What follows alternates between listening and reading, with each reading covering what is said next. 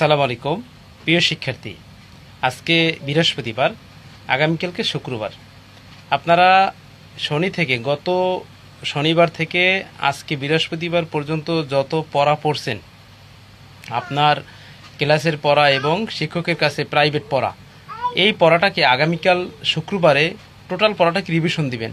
হয়তো প্রতি সাবজেক্ট থেকে আপনি যদি প্রতিদিন 2টা করে প্রশ্ন পড়েন, তাহলে 6 দুগুণে 12টা প্রশ্ন হয়েছে। তাহলে আপনার যদি সপ্তাহে যদি 6টা সাবজেক্ট হয়, 6 বারং 72টা প্রশ্ন হয়েছে। এই প্রশ্নগুলো আপনি বারবার পড়বেন এবং লিখবেন।